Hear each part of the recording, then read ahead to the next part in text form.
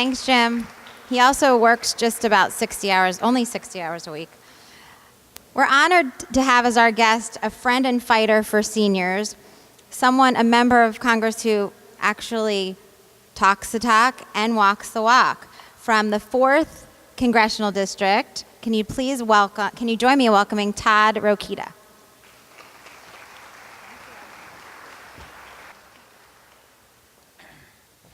Thank you, Amy. I really appreciate that introduction. Good afternoon, everybody. Welcome to your State House.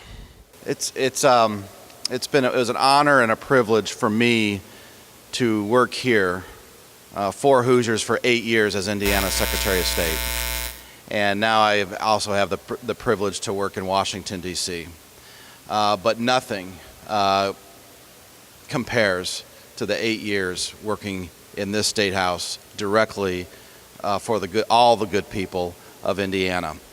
And as I work in Washington now, I often think back to this building, to the people that worked for Hoosiers with me, to Mitch Daniels and others that I served with in the elected capacity, because all the ills and all the problems that I'm seeing in Washington, D.C. have their solutions, number one, in our Constitution, but number two, right here in Indiana. We, within a decade, have become an example, literally, for the rest of the nation on how to live within your means, the proper role, size, and scope of government, and how to be good to each other. That Hoosier common sense. And so as we go through these challenges, and there will be challenges, and it may even be worse before it gets better in Washington, I am confident and I am optimistic that the last 200 years in this country will help lead the next 200. And even more than that, it will be Hoosiers and that Hoosier common sense and that Hoosier work ethic that will lead the way. Now, I'm grateful to stand here with 60 plus with you all to receive what probably is an undeserved award. But we continue the fight. I refuse to believe that the senior citizens of my district, the senior citizens of Indiana, or the senior citizens in the moderate districts of this country or anywhere in this country do not have grandchildren that they care deeply about.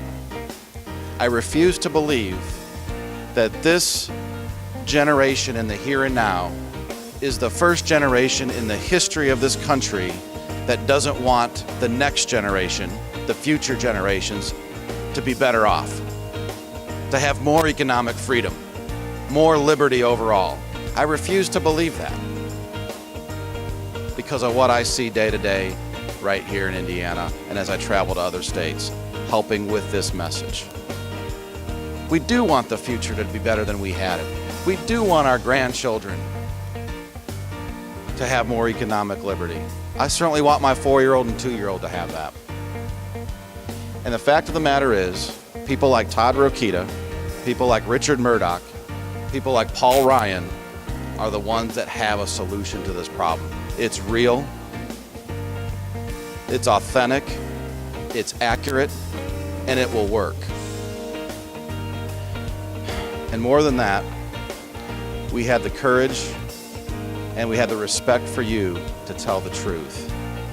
That is, if we continue on this path, not only may Social Security, not only may Medicare, not only may some of these other programs cease to exist for you, they certainly won't be around for me or my Teddy or my Ryan or my Kathy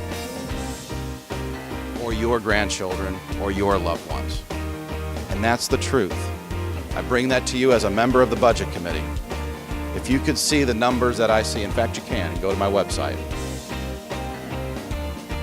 It ought to lift you right out of your seats. Not out of fear, but out of motivation to get your country back. And that's what I see as I look into each one of your eyes right now. And that's why I'm optimistic. That if we tell the people of this country the truth, they will reward that and we have that kind of respect for you. And if we reward the truth will get done. In politics, in education, in every part of life, what gets rewarded is what gets done.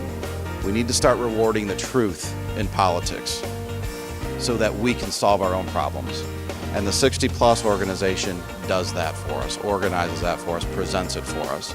And that's why I'm so pleased, Jim and Amy, to receive this award here today. Thank you.